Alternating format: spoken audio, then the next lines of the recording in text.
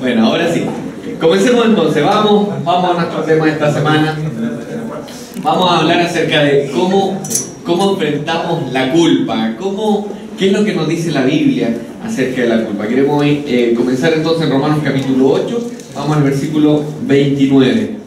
Comencemos desde el 28. Dice: y sabemos que a los que aman a Dios, todas las cosas les ayudan a bien. Esto es, a los que conforme a su propósito son llamados. Porque a los que antes conoció, también los predestinó para que fuesen hechos conforme a la imagen de su Hijo, para que Él sea el primogénito entre muchos hermanos. Y a los que predestinó, a estos también llamó. Y a los que llamó, a estos también justificó. Y a los que justificó, a estos también glorificó. Amén. ¿Qué pues diremos a esto? Si Dios es por nosotros, ¿quién contra nosotros? El que no escatimó ni a su propio Hijo, sino que lo entregó por todos nosotros, ¿cómo no nos dará con Él también todas las cosas? ¿Quién acusará a los escogidos de Dios? Dios es el que justifica. ¿Quién es el que condenará? Cristo es el que murió, más aún el que también resucitó, el que además está a la diestra de Dios, el que también intercede por nosotros. Amén. ¿Lo vemos?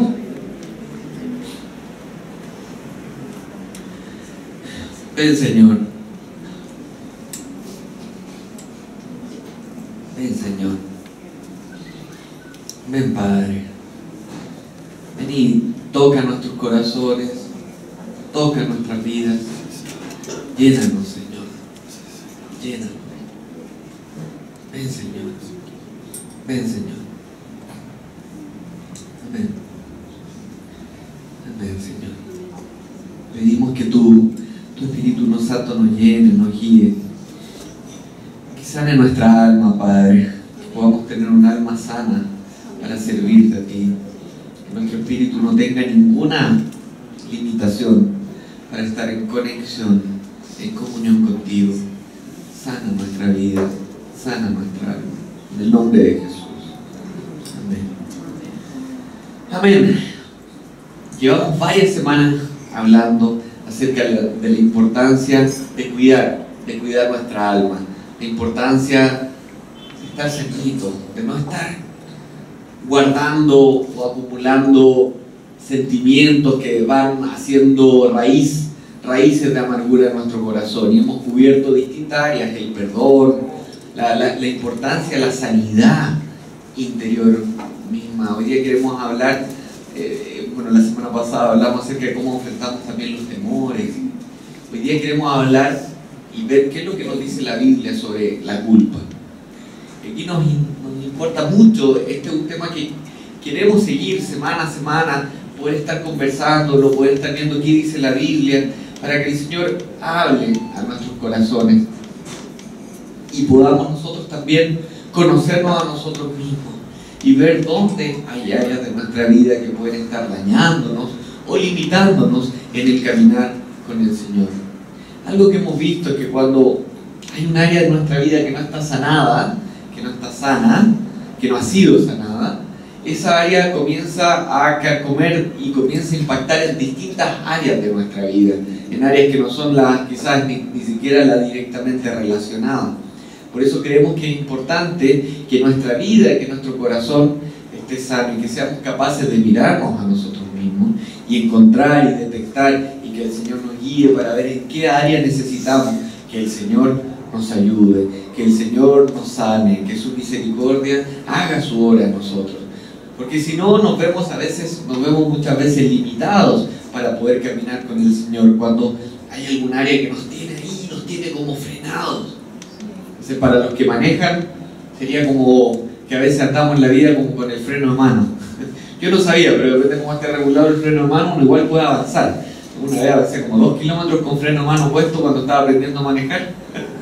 Hasta que hay alguien que veía que yo echaba a andar el auto, partía y avanzaba un poquito y se quedaba parado. Alguien de atrás sabía más que yo y pasó por el lado y me gritó con mucha amabilidad y cariño: ¡saca el freno de mano! Y un par de... y ahí yo saqué el freno de mano. Y ahí el auto anduvo sin problema. Bueno, eso fue la semana pasada, porque no estaba aprendiendo a manejar ya grande. Y me costó, pero era como que algo me frenaba para poder avanzar. Y cuando hay un área en nuestra vida que no hemos tratado delante de Dios, eso es lo que pasa. Nos vemos limitados. Como que quiero avanzar, pero hay algo que normalmente me tira hacia atrás. Y esa es la labor y lo que el enemigo quiere. Y cuando eso pasa, el enemigo va a estar feliz. Porque no tenemos por qué vivir en esclavitud. Sería como un barco tratando de avanzar con el ancla ya lanzada, insistiendo en avanzar. Pero Dios envió a su Hijo para liberarnos, para que seamos libres y para que podamos avanzar sin limitaciones.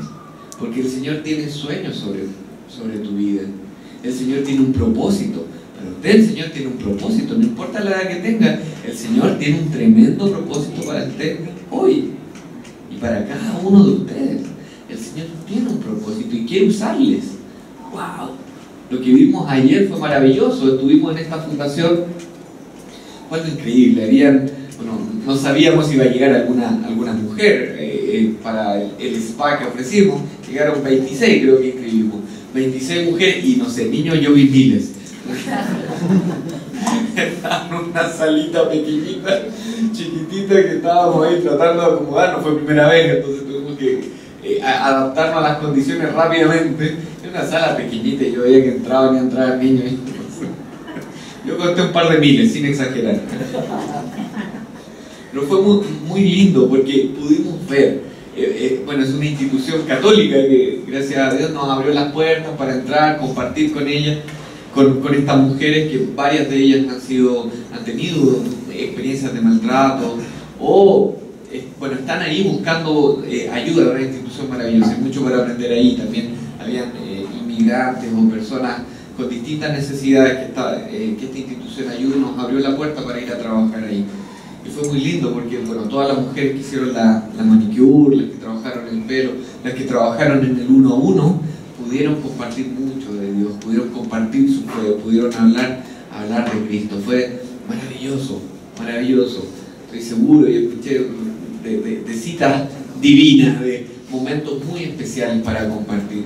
Y esto es lo que Dios quiere, que nosotros ya dejemos de vivir para nosotros mismos y que vivamos para Él, que vivamos por otros.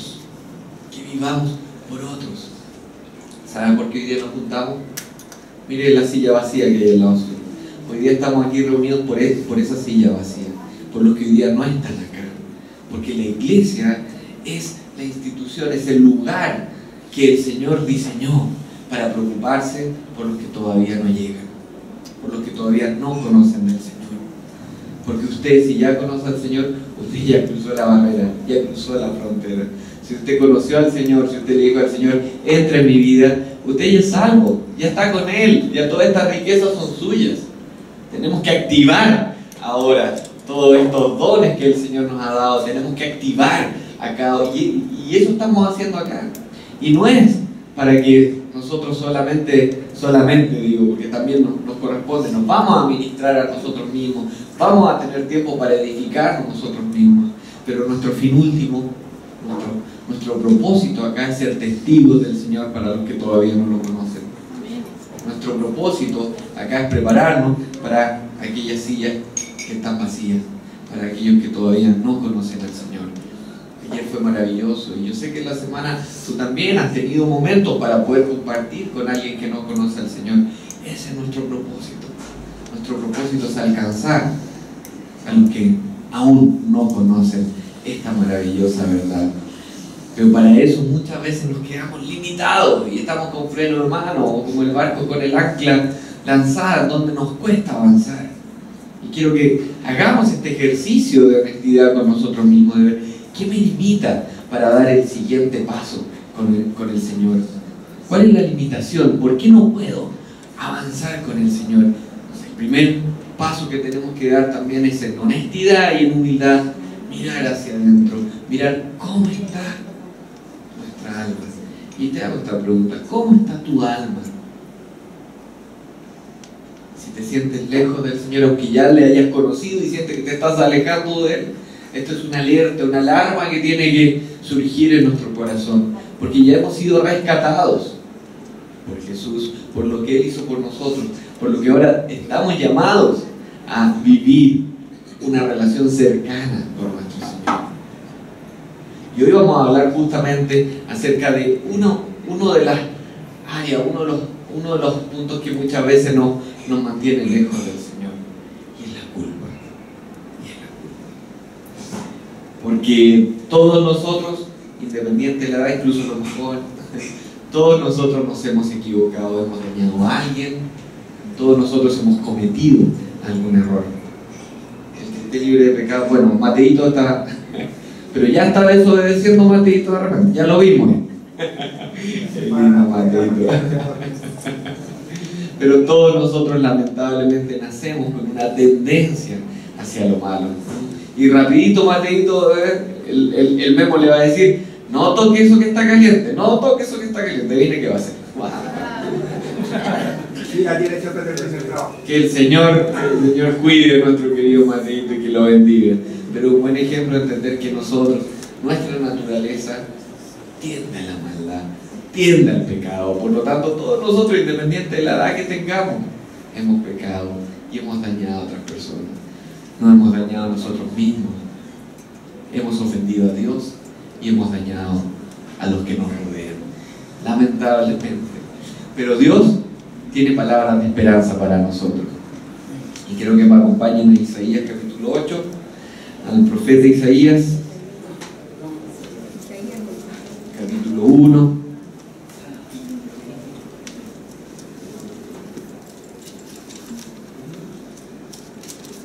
Muchas gracias. 1:18 y dice: venid luego, dice Jehová, y estemos a cuenta.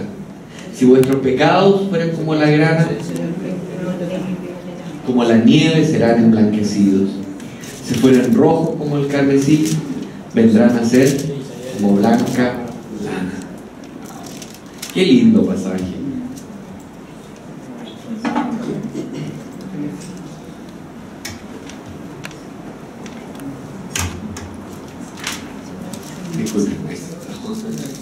Esto es maravilloso porque esto es lo que el Señor nos dice: venid, estemos a cuenta. Si vuestros pecados fueran como la grana, como la nieve, serán emblanquecidos. Y muchas veces esto es lo que nosotros nos cuesta un poco entender, porque hemos pedido perdón al Señor, pero muchas veces nos encontramos con una culpa por algo en lo cual el Señor ya me ha perdonado. Entonces, aquí también está el trabajo que hace, que intenta hacer el enemigo para mantenernos también culpables. Cuando en algo tú ya le has pedido perdón al Señor, con honestidad de corazón, y le has dicho: Señor, perdóname. Y si pasa el tiempo y tú sientes la culpa y vuelves a pedirle perdón al Señor, yo me imagino que para el Señor debe ser como: ¿cómo? ¿De qué me pides perdón? ¿De qué me estás pidiendo perdón? ¿De qué? Es como cuando un hijo se empieza a recordar de algo que hizo y le viene a decir al papá: oye, disculpe, perdón papá por no comerme la comida hace tantos años atrás. Es como: ¿qué cosa? ¿De qué me estás hablando? Porque para Dios, cuando le hemos pedido perdón, para Él efectivamente Él nos perdona y Él olvida la falta. ¿Por qué? Porque desde ese momento, recuerden que Él nos ve a través del sacrificio que hizo Cristo por nosotros. A través de la sangre Él nos limpió. Por lo tanto, Él nos perdonó y Él olvida completamente la falta que hemos cometido. Esto no significa que nuestro pecado también no pueda traer consecuencias. Y esas consecuencias a veces nos pueden acompañar por mucho tiempo. Pero en términos de la culpa que hay, la Biblia nos dice que Él nos perdona y nos limpia y nos ve puros. Yo no sé qué has hecho en tu vida, yo no sé qué pecado quizás has cometido que a veces te tiene limitado para dar el siguiente paso con el Señor. Pero lo que te puedo decir es que cuando tú pides perdón, Dios perdona y olvida el pecado que nosotros hemos cometido. Hemos escuchado tantos conceptos como el ni perdón ni olvido, perdono pero no olvido. Hay tantos conceptos erróneos que a veces se meten en nuestro inconsciente y nos llevan a mantenernos limitados. para dar el siguiente paso con el Señor. Avancemos un poco con la justificación. En Romanos 5, recién estábamos leyendo en Romanos 8, pero quiero que me acompañen ahora al 5.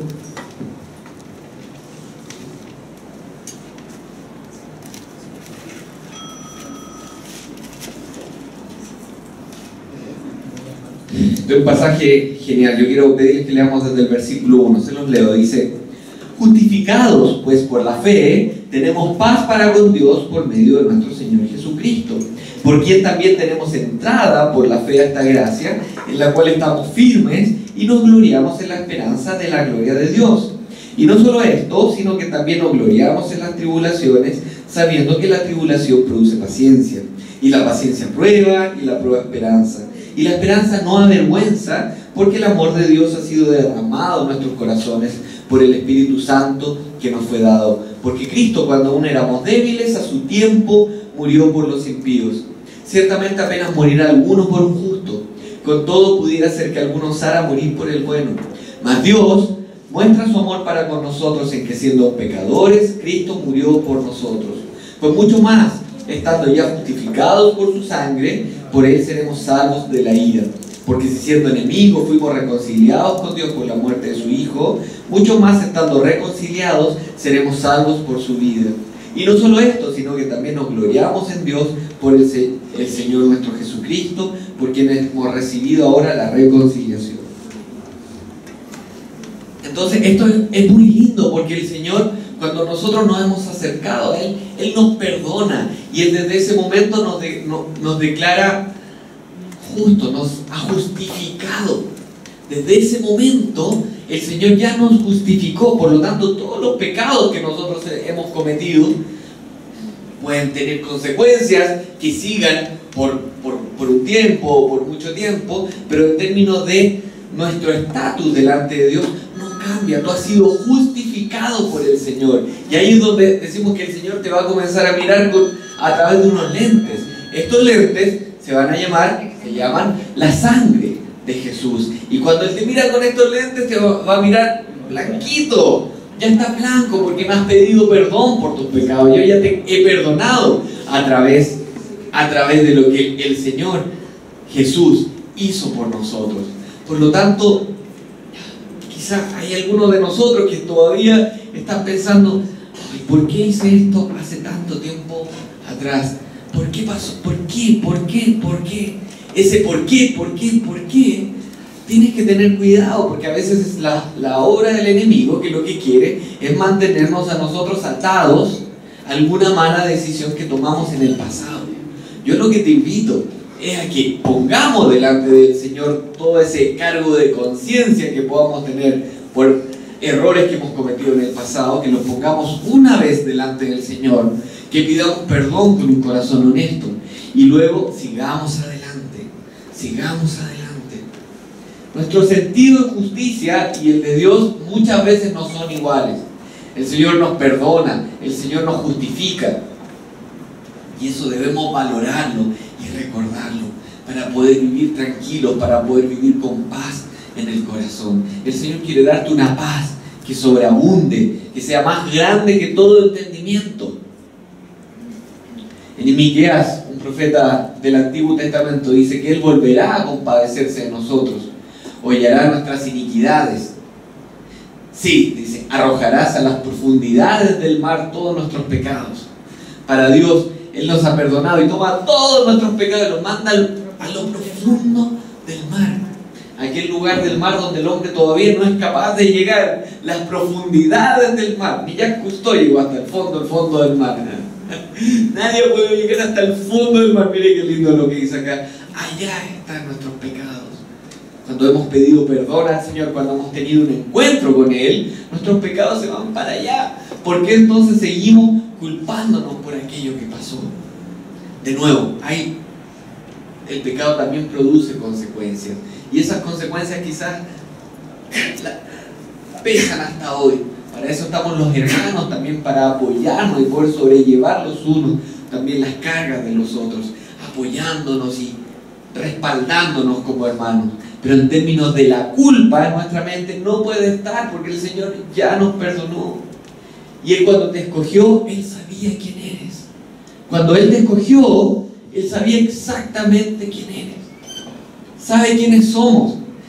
Sabía que le íbamos a fallar. Y sabía todo lo que hicimos. Pero aún así, el Señor dice que tiene esperanza sobre tu vida.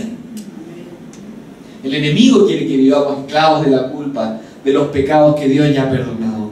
Quiero mostrarte un par de ejemplos, dale, hijo. Quise poner aquí dos grandes hombres de la historia, el rey David y el apóstol Pablo. Cuando uno los ve, uno dice, wow, mire, si de ellos ya se han hecho hasta series de televisión, se acuerdan de la foto, veían la serie. El rey David, y hasta una película salió hace poco del gran apóstol Pablo. Cuando uno ve a estos grandes hombres de la Biblia, uno dice, yo nunca podría llegar a ser como ellos. ¿Te digo algo?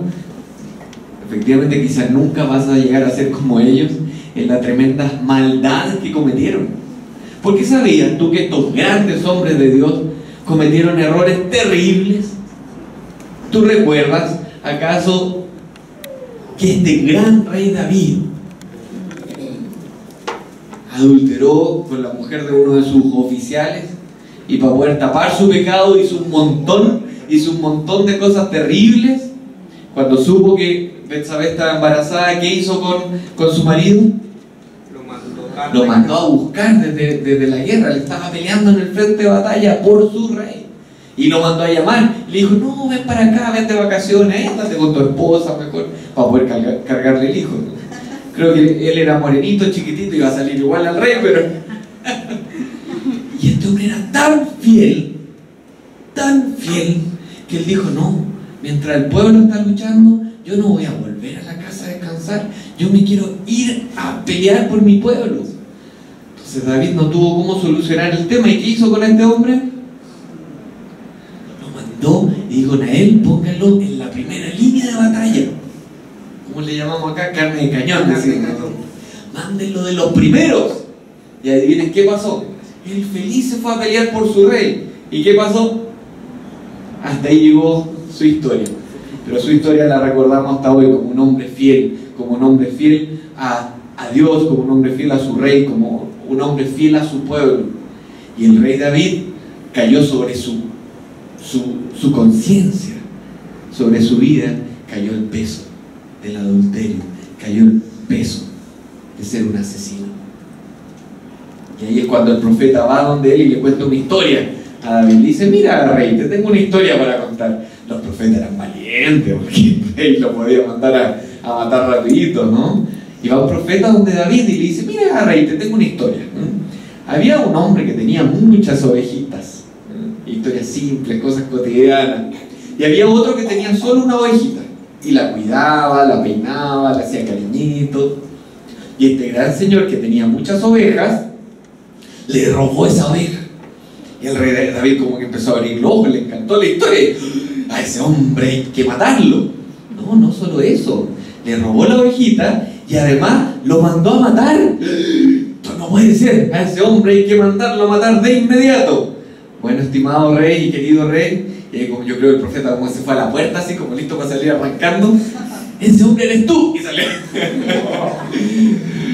Y cuando el rey David tomó conciencia de lo que él había hecho, se humilló, se postró y él pidió perdón. Miren lo que él dice en el Salmo 51. Cuando David toma conciencia, que le mandó a matar a un hombre. Ten piedad de mí, oh Dios, conforme a tu misericordia. Yo creo que él lo dijo, estoy llorando. No creo que pueda entonarlo en la forma como el rey David debe haber clamado esto. Conforme a la multitud de tus piedades, borra mis rebeliones. Lávame más y más de mi maldad. Límpiame de mi pecado, porque yo reconozco mis rebeliones y mi pecado está siempre delante de mí. No puedo, Señor. Contra ti solo he pecado y he hecho lo malo delante de tus ojos, para que sea reconocido justo en tu palabra y tenido por puro en tu juicio. He aquí, en maldad he sido formado y en pecado me concibió mi madre. Luego cuando el rey David entendió, reaccionó a lo que había hecho. Yo creo, ¿cómo se habrá sentido el rey David? ¿Cómo crees tú que se ha sentido el rey David después que esto pasó? Que él se dio cuenta de la tremenda maldad que cometió. Yo creo que él se tiene que haber sentido podrido. Se tiene que haber sentido, está grabando, entonces no puedo decir la palabra, cómo se sintió. Pero tú imagínate cómo se habrá sentido él después de haber reaccionado que mandó a matar a un hombre. Y él conocía al Señor desde su juventud, entonces no puede haber dicho yo no tenía conocimiento de lo que estaba haciendo. Todavía no era cristiano. Yo creo que esto deben haber sido días y días de llanto y de angustia en su corazón, de haber sufrido por el tremendo error que él cometió. Pero ¿sabes qué? Este hombre encontró en Dios el perdón. Él encontró en Dios el perdón. ¿Y sabes cómo le recordamos hoy? Como el gran rey David. Un hombre conforme al corazón de Dios. Como un hombre bueno. Así le recordamos. Si Dios fue capaz de cambiar el corazón del rey David, si fue capaz de perdonarlo y restaurarlo, Él puede transformarte a ti. Hay esperanza para nosotros. Hay esperanza para mí. Gloria a Dios. Hay esperanza para ti también. Hay esperanza. El Señor puede transformar tu vida. Este hombre, la culpa, Él la dejó delante del Señor. Y Él pudo ser un hombre que el resto de su vida sirvió muy fielmente a Dios. La culpa no lo limitó. Él fue capaz de entregar esto y que no fuera un peso en su conciencia permanente, sino que lo pudo entregar. Ese hijo de Betsabé murió. Entonces, las consecuencias, probablemente el dolor quizás siguió en su vida, pero no en forma de culpa, de una culpa limitante para él. Porque hay algo que todos debemos entender acá, como dice al final: en maldad he sido formado. Es Salmo 51:5, dice: en pecado me concibió mi madre. Nos va a costar, queridos, nos va a costar, pero tenemos que entregar delante de Dios nuestra vida, nuestros pecados, porque nos va a costar. Si a ti no te cuesta, anda, si quieres darte una vuelta mientras nos quedamos acá, lo que nos cuesta. Porque a mí me cuesta, no sé si a ti te cuesta, pero a mí me cuesta. A mí me cuesta no ofender a alguien, a mí me cuesta no dañar a alguien, a mí me cuesta no meter las patas, así decimos, embarrarse, como meter las patas en el barro. A mí me cuesta. Si a ti te cuesta, bienvenido, estás en el lugar correcto, porque aquí estamos a los que nos cuesta, para los que nos es difícil, como el rey David. Te presento otro hombre al lado, el gran apóstol Pablo. Él, bueno, solamente escribió más de la mitad del Nuevo Testamento. Aparte de eso, qué carta de presentación. El gran apóstol a los gentiles. Sin él, el Señor lo usó para que hoy día nosotros estuviéramos acá, porque a través de él se extendió este evangelio a todo el mundo, en especial a nosotros los que no éramos judíos. ¡Wow! ¡Qué vida la de Pablo! Hizo viajes, era un tremendo apóstol, misionero, un tremendo hombre de Dios. El Señor le usó mucho. Pero ¿sabes cómo partió? Él partió siendo un fariseo, buscando cristianos. Y no era buscando cristianos para interrogarlos, sino que buscando cristianos para mandarlos al circo romano. No, para que hicieran un show. Sí, ellos se transformaban en el show de la época. Los tiraban a los leones. ¿Sabes que en esa época era terrible? Era un estadio nacional lleno, los leones, y tiraban a los cristianos ahí, y se entretenían con los cristianos arrancando los leones. Se los mataban y se los comían los leones. Cuenta así la historia, me encanta. Cuenta la historia que mientras estaban todos ahí en el Coliseo, como partido de las elecciones, todos esperando a que lanzaran a los cristianos. Cuenta la historia que todos estos grupitos de cristianos, mientras todos gritaban esperando a la muerte, ¿saben qué hacían? Cantaban. Yo creo que mientras ellos cantaban, yo creo que de pronto el estadio en algún momento enmudecía y algo les debe haber pasado. No entendían la fe que había ahí.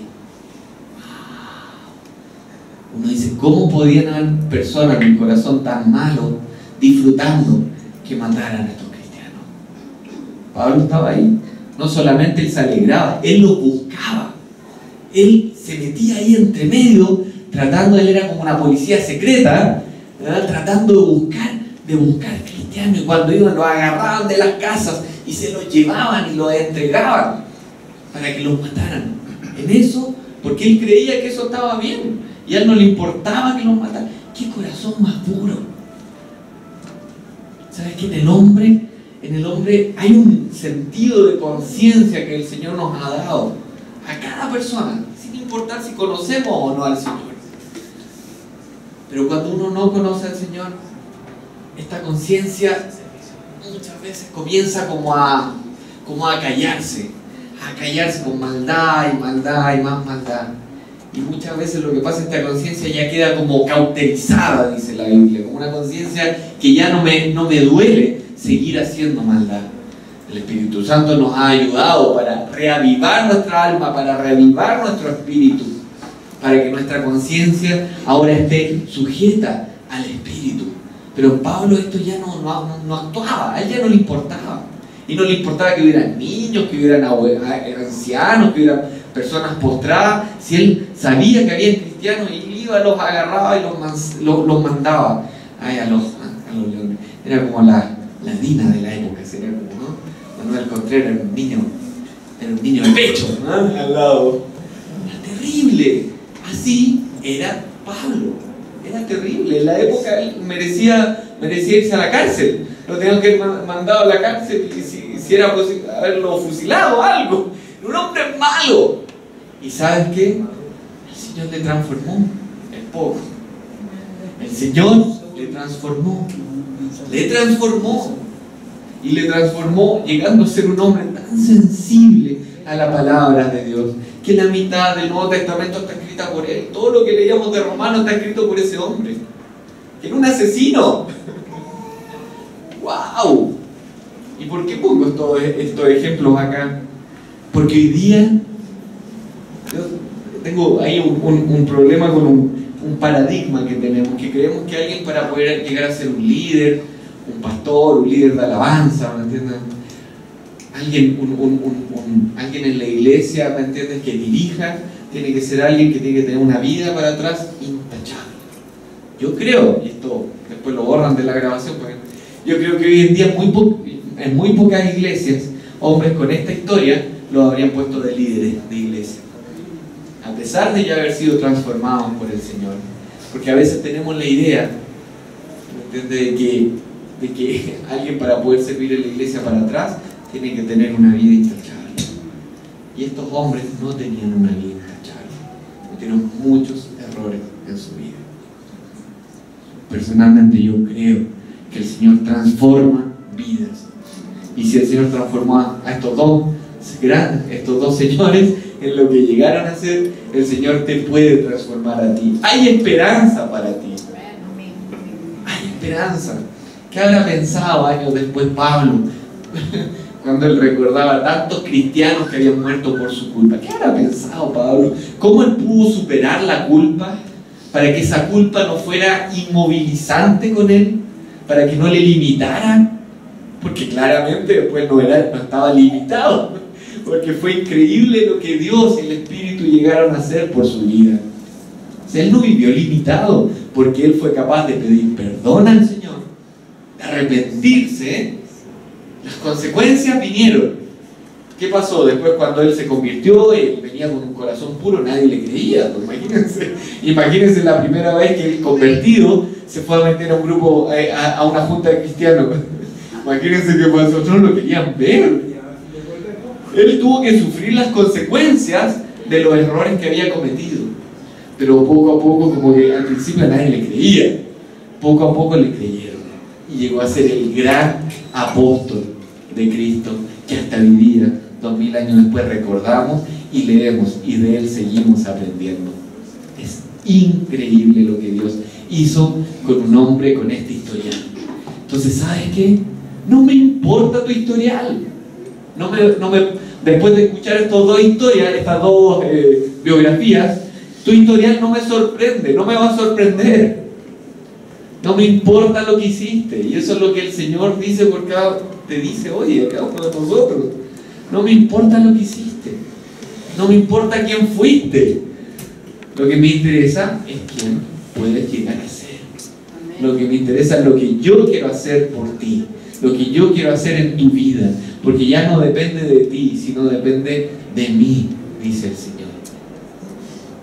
Porque si pude transformar a estos dos, créeme, te puedo transformar a ti. Te puedo transformar a ti. Wow. Esa es la esperanza que podemos tener en nuestro Señor.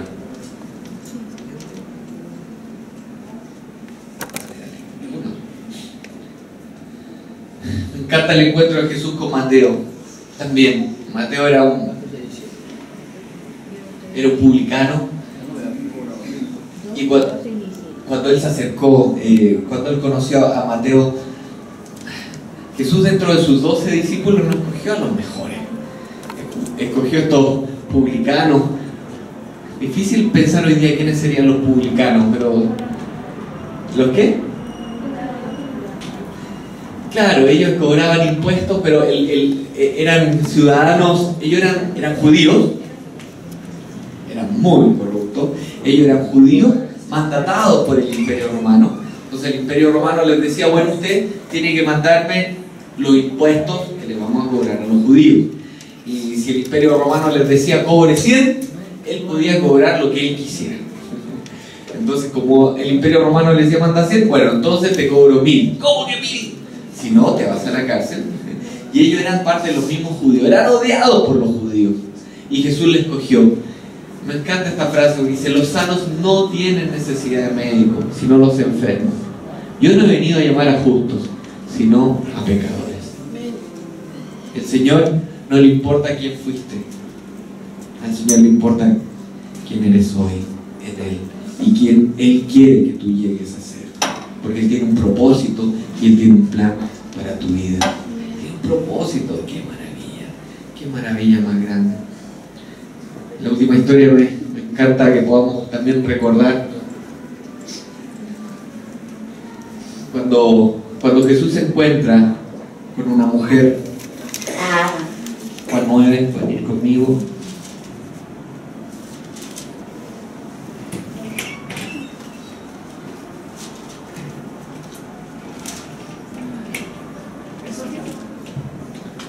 Ah, sí. Aquí,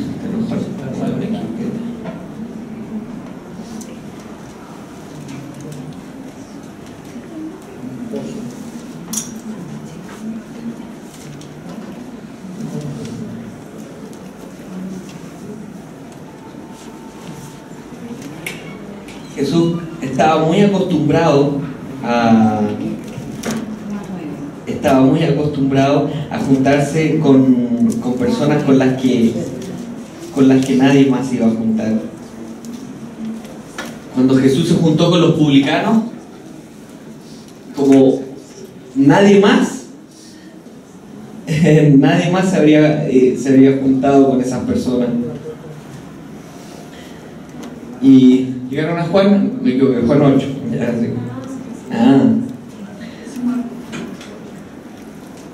Así que sáquelo nomás, póngale en la foto. Bueno, ahí está el texto, está el pasaje, están los textos, sí. Dice, ¿están ahí en Juan 8? Sí. Capítulo 7, partimos en el 53 del anterior, profundo, cada uno se fue a su casa, es importante. ¿Están ahí? Juan 8, partimos en el 1, dice, y Jesús se fue al monte de los olivos, y por la mañana volvió al templo, y todo el pueblo vino a él, y sentado él les enseñaba.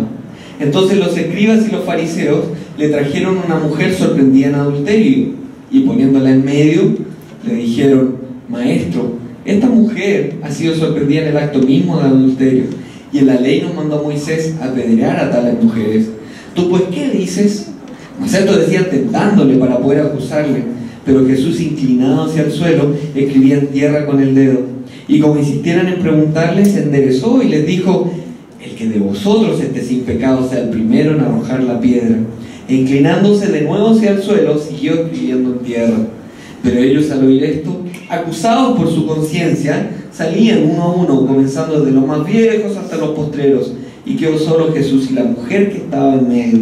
Y enderezándose Jesús, y no viendo a nadie sino a la mujer, le dijo: ¿dónde están los que te acusaban? ¿Ninguno te condenó? Ella le dijo: ninguno, Señor. Entonces Jesús le dijo: ni yo te condeno, vete y no peques más. Alguna vez, años atrás, en los inicios de esta iglesia, creo que hicieron esta obra, ahí en plaza, una obra teatral acerca de esto en Plaza de Armas. No sé si estaba en tu libro. Sí, estaba. Bueno, yo no estuve, pero me contaron que hicieron esta obra. Entonces una mujer arrancando y iban dos atrás con unas piedras grandes corriendo detrás de ella en plena Plaza de Armas, Paseo Humada, llegando a la Plaza de Armas, y nos pararon los carabineros. No entendían que era una obra. Entonces tuvieron que explicar. Porque una imagen, imagínate, muy chocante. Bueno, que en esta época sí se daba, porque era parte de la ley, en donde, claro, cuando había pasaba esta situación, una mujer que era encontrada con un hombre que no fuese su marido, le podían apedrear. Así que era injusto, era muy injusto, la ley. El hombre, una reprensión terrible, qué chocante, qué fuerte. Así es, Margarita, muy fuerte. Entonces imagínense ver esto ahí en la Plaza de Armas, debe haber sido también muy fuerte. Deberíamos haber hecho esa hora hoy día, vamos a tener que hacerlo un día aquí. Ven a alguien corriendo. Bueno, si apareció Esteban, ya puede pasar cualquier cosa, que pase la mujer. Pero muy impactante, porque esta mujer, quizás tratando de cubrirse, de arreglarse, con mucho miedo, porque sabía que el apedreamiento era algo que pasaba, no era una amenaza. Esto era en serio. Se vienen estos hombres detrás con piedras, listos para apedrearla. Pero ellos, en vez de apedrearla, ellos querían tentar de sacar, querían molestar, querían ver qué dice Jesús de esto. Porque si nos apoya, la gente va a bajar su popularidad con la gente necesitada. Pero si rechaza que la apedreemos, se va a meter en problemas con la ley.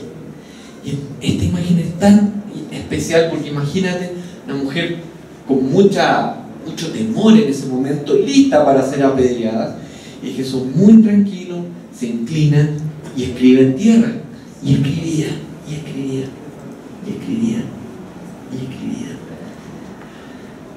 ¿Qué escribía? ¡Qué gran pregunta! ¡Qué gran pregunta! ¿Qué habrá estado escribiendo ahí? Los pecados de los hombres. Los pecados de los hombres. Colo campeón, no. ¿Qué habrá estado escribiendo? ¡Viva Chile! Dicen, ¿no? No. ¿Qué habrá estado escribiendo? No se sabe. Y dice que ellos le insistieron. Dice acá, insistieran en preguntarle. Y él les dijo algo muy simple. Bueno, dijo: el que de vosotros esté libre de pecado, sea el primero en arrojar la piedra contra ella. Y adivinen qué pasó. No quedó nadie. ¿Y qué hizo Jesús? Se inclinó de nuevo. Se inclinó de nuevo a escribir en tierra. A escribir en tierra. Y dice que al oír esto, acusados por su conciencia, salían, comenzando desde los más viejos hasta los postreros. Quedó solo Jesús y la mujer que estaba en medio. Enderezándose Jesús y no viendo a nadie, sino a la mujer, le dijo: mujer, ¿dónde estaban los que te acusaban? No se sabe qué escribió, pero lo que sí sabemos es que él escribía en tierra con su dedo. Y la ley por la que se estaba acusando a esta mujer es la misma ley basada en los 10 mandamientos, en las tablas de la ley. Esta ley, ¿por quién fue escrita? ¿Por quién? ¿Quién la escribió? La escribió el dedo de Dios. Fueron escritas, la recibió Moisés, pero fueron escritas en el monte por el dedo de Dios. Es muy muy lindo por eso este pasaje, entendiendo como que se cierra un ciclo, porque el mismo dedo de Dios que había escrito la ley por la cual el hombre ha sido juzgado y condenado, con ese mismo dedo Jesús escribía en tierra y escribía el perdón de los pecados, porque Dios ha proclamado el perdón de pecados sobre nuestras vidas. Y Él le dijo: mujer, ¿dónde están los que te acusaban? ¿Ninguno te condenó? Ella le dijo: ninguno, Señor. Entonces Jesús le dijo: ni yo te condeno. Jesús la perdonó con el mismo dedo con el que se escribía la ley, con la que ella estaba siendo condenada, el mismo dedo con el que Dios también escribió el perdón. Ni yo te condeno, vete y no peques más. Tengo un amigo que siempre se equivocaba aquí con el vete y peca nomás, pero ese no es. No, vete y no peques más, porque Dios, esto quiero reforzarlo, Dios escribió también con su dedo el perdón de nuestros pecados y lo escribió con la sangre de Jesús. Por lo tanto, Dios perdona y Dios te puede perdonar, lo deja escrito en la palabra de que tú puedes ser perdonado y podemos ser perdonados y justificados por el Señor. ¡Qué maravilla! ¡Qué maravilla! Finalmente, en Marcos capítulo 1, ya terminamos.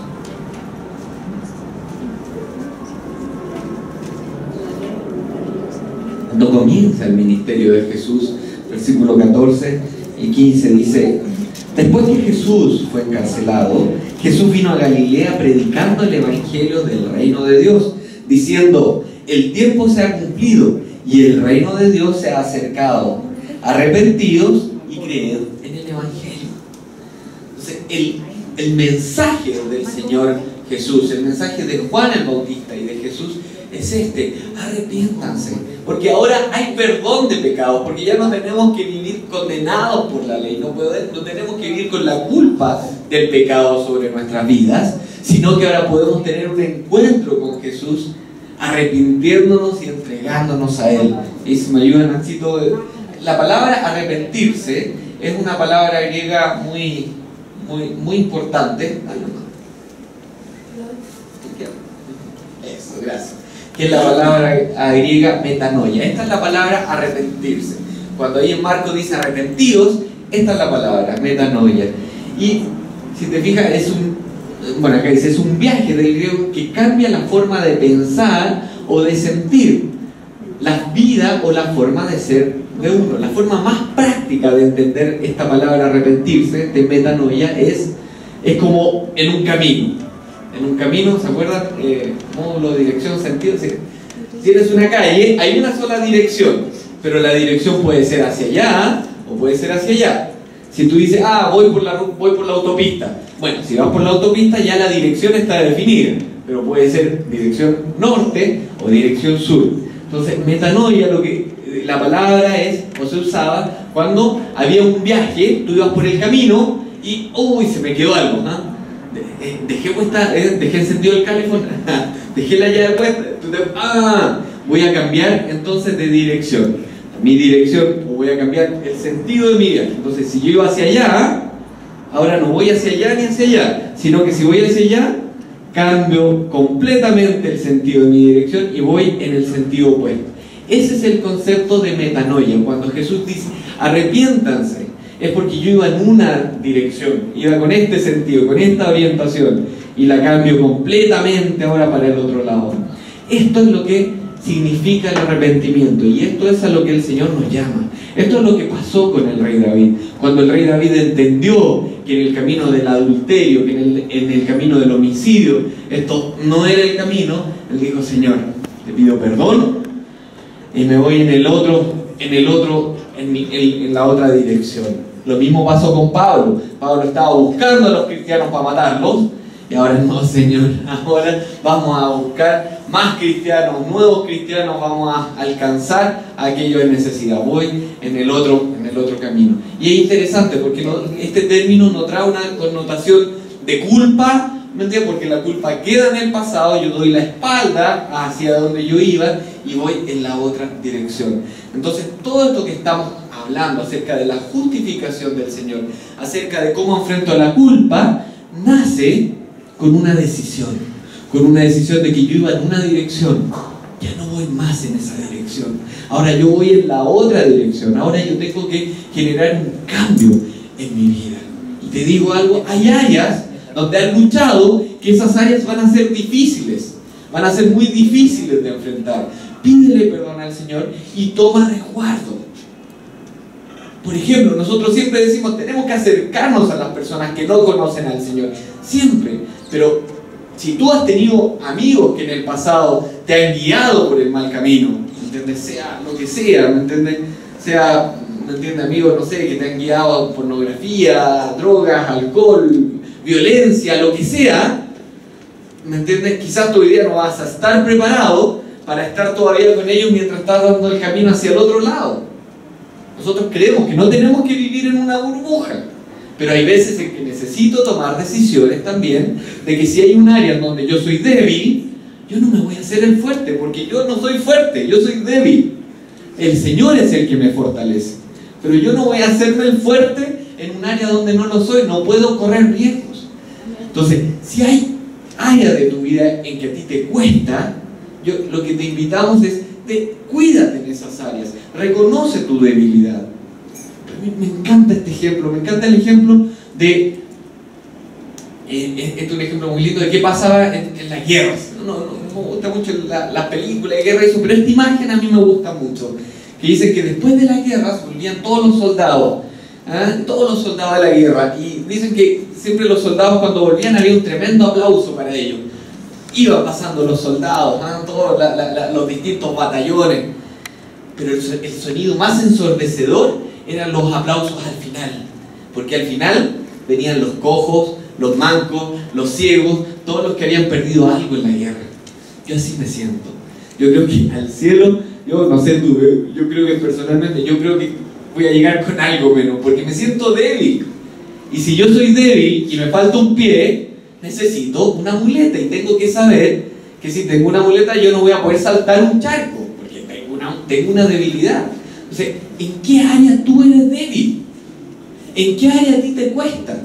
En esa área, cuídate, ten cuidado, no te expongas, toma pasos más atrás. Si hay un área que a ti te complica, si hay un área donde eres muy débil. Entonces, sí, si tú cuando discutes, ¿me entiendes?, explotas y no eres capaz de superarlo, entonces tienes que ver, yo de aquí exploto, entonces voy a dar no un paso atrás, voy a dar 3 pasos hacia atrás para cuidar mi carácter, para no explotar, porque yo sé que si entro en esa discusión voy a explotar. Entonces ahí uno tiene que ser también súper honesto y humilde, y a mí me encantaría de no tener, solo por tiempo no lo hacemos, pero cada uno debería decir 3 debilidades que tiene. ¿Eres capaz de decir 3 debilidades? Si no, no te conoces a ti mismo. Te invito a que te conozcas a ti mismo, y en esa área que eres débil, cuídate, pídele al Señor que te fortalezca, pero no te hagas el fuerte. Si vemos que hay una persona, ¿me entiendes? Si vemos que hay una persona que tiene problemas, ¿me entiendes?, con lo ajeno, decimos acá, claro, no lo vamos a poner a cargo de la ofrenda en un principio. Puede recibir abajo, va a hacer otra cosa, ¿me entiendes? Entonces, ahí es donde, disculpen nuestros amigos de la ofrenda, ya está certificado, pero quiero dar un par de ejemplos de áreas donde voy a tener entonces cuidado. Acá, personalmente, ustedes saben, no tenemos problema y creemos que tomar, que beber con moderación no hay ningún problema.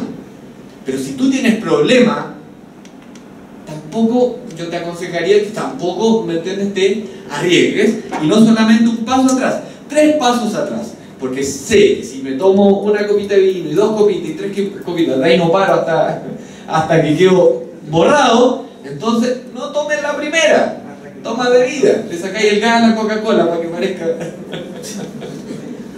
Mira, así como esto podría seguir nombrando un montón de cosas. Hay algunos que la tarjeta de crédito, voy a comprar y empiezo comprando algo y compro 10 cosas que no necesito y después quedo. Depende, ¿en qué área eres débil? En esa área, cuídate, cuidémonos, demos un par de pasos atrás. Y si íbamos en una dirección con el Señor, vamos No se trata, insisto, de vivir en una burbuja. Se trata de tener cuidado en aquellas áreas donde me cuesta. Si tengo problemas con la mentira, si tengo problemas con mi carácter, si tengo problemas con tantas áreas que podríamos nombrar, cuidémonos. Y de nuevo, si tú sientes que no eres débil en ningún área, conversemos al término de la reunión, contemos. Porque si crees que no tienes problema en ningún área, entonces hay un problema más grave todavía. Yo me veo a mí mismo y cuando lleguemos al cielo yo quiero llegar así. Yo creo que voy a llegar así.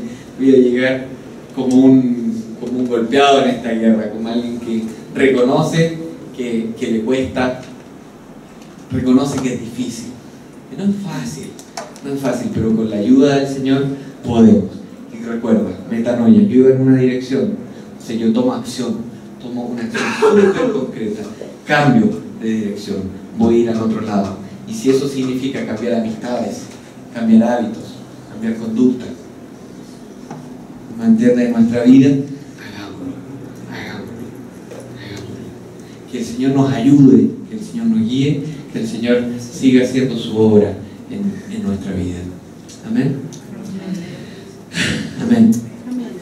Les invito a que cantemos una canción más. Me ayuda ahí. Mi amigo, se puede poner de pie. Oremos.